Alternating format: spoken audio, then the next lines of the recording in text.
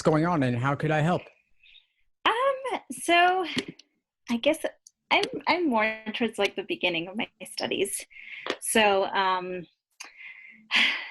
think right now one of my biggest challenges has been actually just feeling encouraged to keep doing logic games because I find myself like even spending like 15 to 20 minutes on one logic game, and it's just I'm like, okay, so I'm going through the study schedule, um the 4 month one that you sent me. And so to get through like the logic game section, it's taking me longer than I thought it would. Um like the daily homework. So it can take me like up to like 2 3 hours to just do like those little bit of logic games, which I'm like, wow, I thought this would be so much faster. And some of them like are faster, but it's like it's just been difficult to not get discouraged with it. I hear that. Well, it'll definitely be faster on test day because they're setting the clock. But the good news is that for now, it's okay. 15, 20 minutes on a single game untimed. You got to give yourself a chance to learn. Hmm. Yeah, no, that's what I have to. I'm trying to remind myself. I tend to be the type of person who just wants to be good at something from the beginning. Yeah, no, I totally hear that. But so if it's unfamiliar, it's too high a standard to hold yourself to. You'll get there eventually, but you just give yourself a chance to learn the material first, Hmm. Yeah, especially if you're just at the beginning. yeah, exactly. Yeah, I think I have to just remind myself that. And then there's this other thing that I'm running into where there's so many different resources out there, and I think I'm almost overwhelming myself by being like, I'm going to see how like this resource does logic games and this resource to see what sticks more, because I've heard that like that's something that you should do when you're trying to see what works best with your brain. But then I find that I think I'm like, oh, but when I'm actually doing it, I'm like, this resource has to do this, but this has to do this. And then so it's like I kind of freeze up. So I'm trying to figure out what to do then. Like, should I just, I don't know if you would suggest like sticking to one thing and then kind of seeing like growing with that. And then if that isn't working, like trying something else instead of like, let's try this, and this all simultaneously. Yeah, I've noticed that happening a lot actually with students just because there's more out there than ever before. And Mhm. so if you could look up 5 different sources on how to solve a single game, why wouldn't you? The reason is time. The reason is that Yeah. there's a cost to your time, even if the content itself is free. And so I would suggest doing no explanations at all, and or at the minimum, just picking one or two that you find to be consistently useful for you.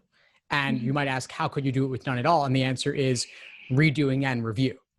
Mhm. But or maybe you look at one explanation, you see how they solve it, and then you put that aside and do it on your own. And since you're in my course, you have access to all of my videos, and so you have Mhm. those as one option. But you can also search YouTube or look for others too and find what works best. But I would find one consistently and stick with that. Yeah, I think I need to do it. I think when I watch something and it doesn't stick, I'm like, oh well, maybe I'll watch this one and see if it sticks this way. But I think you're right. I think I just need to go back and try it myself. Mm, What else is going on for you? Are there any other big challenges you see yourself facing?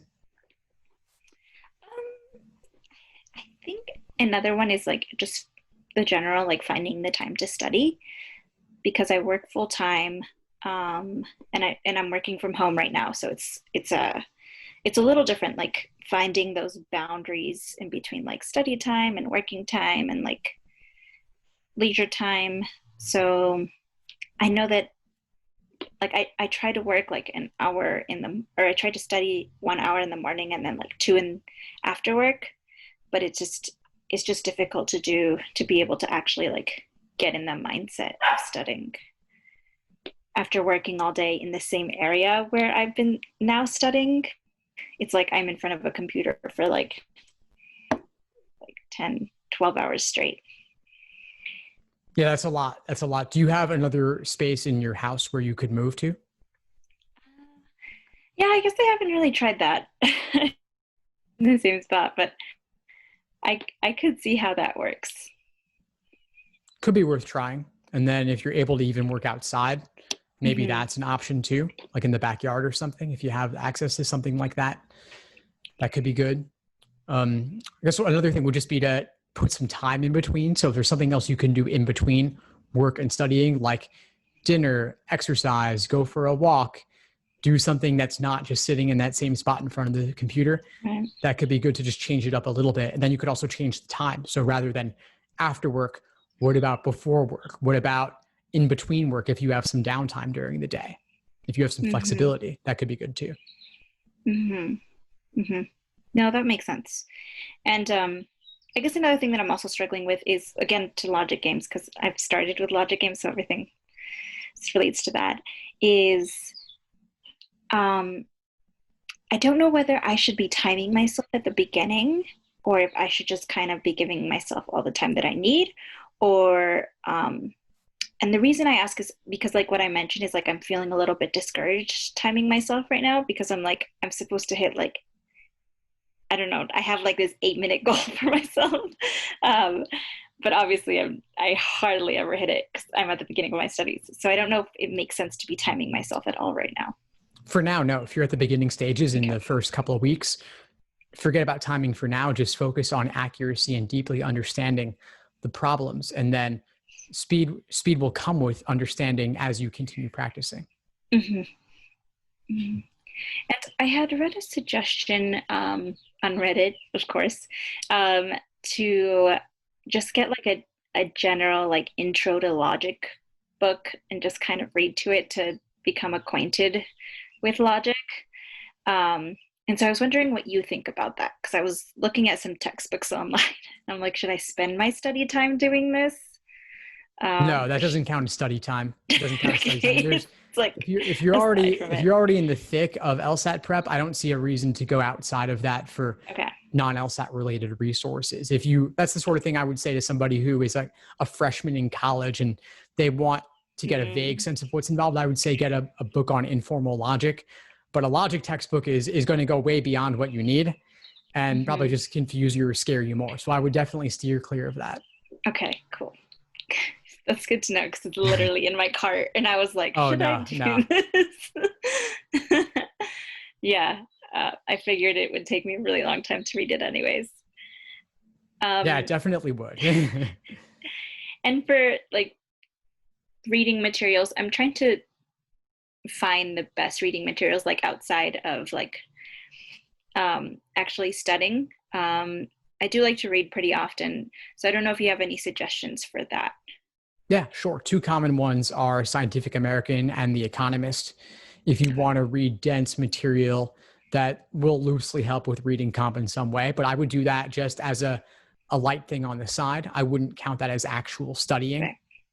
And if you like to read all the better, that'll make it easier to do this sort of thing. But there's so many passages on the LSAT that you could study for the LSAT and not cover all of those. I think you're better off reading the passages than going outside of that. So if you can print them out or photocopy them or just read them, that would be something that would be useful to do. And then if you want to make a drill or exercise out of it, you could look to see what's the main idea, what's the author's opinion, and at least extract that from it. Okay. Yeah, that makes sense. And okay, jumping back to logic games, because I just thought of something. In reviewing a logic game that has taken me, like, I have been able to get the answers correct, but it's maybe taken like 15 minutes.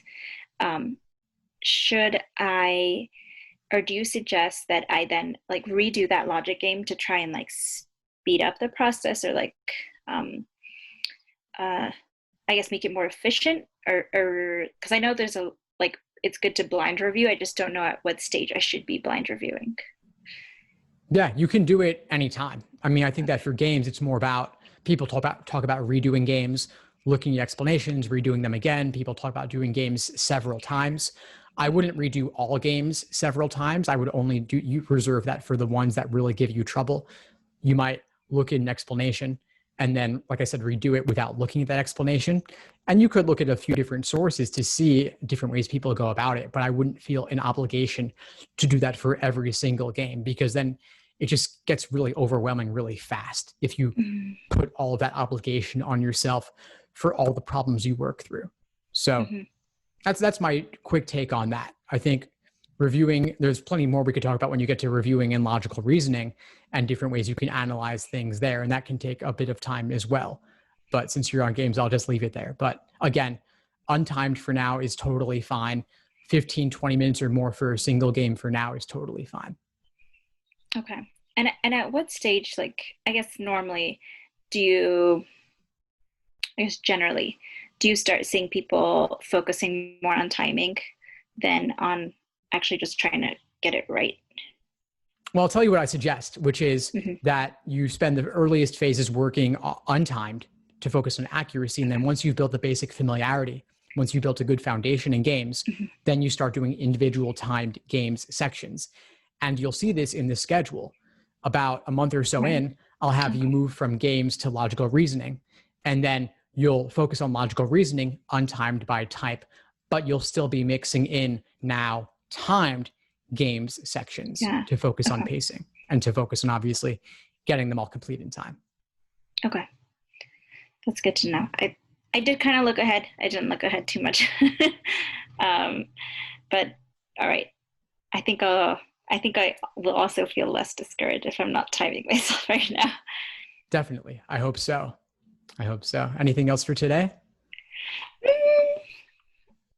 Mm, one thing it's I'm trying to it's mostly has to do with LSAT prep, but it a little bit outside of it. So I'm choosing in between going to another job, which would give me less time for LSAT studying, but might look really good on a resume, and for law school. And I'm trying to figure out which one I should stay with. Like, should I continue with my job where I have a good amount of time to study because they know I'm studying for the LSAT and they're pretty understanding about that? Or should I go to this other job, which is like, I think it would look very good. Okay. Well, is the other job really, really, really good? And would you mind sharing what it is? uh, well, it's not guaranteed that I have it yet. So it's like, I know it's being recorded. So That's okay. Let's keep it vague and hypothetical. okay. It's for a big national organization Okay. Cool. that does a lot of good work That's cool. I mean, in that civil sounds rights. nice, Yeah. nice, nice. No, that's Okay. inspiring. That's awesome. So big national organization that does work in civil rights. I'm sure there's many inspiring ideological reasons why you'd want to work there. And maybe Mhm. your current job doesn't have those characteristics. Yeah, it kind of does, but Or it's just a smaller local just smaller. organization. Okay. Well, Yeah. then that's still pretty cool that you're doing that now. I mean, I would say that if you're really sure about law school, then I would stick with the current job just because if they're going to accommodate you with Mhm. LSAT prep and helping you fit in the time to do that, that's going to better serve your long-term interests. If you take Mhm. this job with a national organization, that could be awesome for a resume, but law school admissions is primarily LSAT and GPA. So Yeah. although it looks cool on a resume and maybe you could write a cool personal statement about it, it sounds like the work that you're doing now is pretty cool too. And you could write a great personal statement about what you're doing at the moment too, or what you've done in the past also. Mhm. So I wouldn't feel an obligation to do that, to take on that new job if you get it, if it means that it's going to adversely impact your LSAT prep. Right. That's what I was thinking. And I Okay. hate to tell you that because this other job sounds cool, but I'm focusing on the long term for you here. Yeah, that's what I'm trying to think of too, like constantly, like, okay, I'd probably only be there for like a year and then hopefully go to law school. So it's, yeah. And maybe this, I'm just throwing this out there, but maybe there's a way where you could take the new job with the understanding that they're going to respect certain Hmm. time limited boundaries where you're going to be able to block off time to focus on prep. Yeah. If that's just not even in the cards though, then it's a big risk. Yeah. No, I agree. Unless I can negotiate it, then I don't think it's going to be as good of an option as what I have right now. All right, well, keep me posted on it. It sounds like you've got a good Yeah. options either way. And we're going to do a personal statement workshop soon in the course. So we could definitely Ooh. go into a draft of your statement around either one of these jobs or something else altogether. Yes. That sounds like fun. Do you do it in like a group setting? Yeah, it will be. It will be a group setting. Okay. And the one cool thing is that if you want your statement to be anonymous, we can do that too. So I can workshop it and folks can give feedback and it won't be attributed to you in particular if you prefer. Awesome. That sounds exciting. Yeah, definitely. It'll Okay, be fun. I'm looking forward to it too. cool. Awesome, Vanessa. Well, before we sign off, what would you say is the biggest insight you got from our call today? I think is to just stay focused for the most part. I mean, I'm a type of person who tries to do many things at once, to try and understand it right away, but I know it's going to take time. So stay focused and just keep going. Perfect. All right. Well, it was great connecting with you. Keep in touch, and I'll see you in class soon. Yeah, see you soon. Thanks for tuning into the show. Please subscribe if you haven't done so already to be notified of new episodes as I release them. And feel free to reach out if you need anything at all as you move forward with your prep. I'm happy to help however I can. In the meantime, I'll wish you all the best and take care.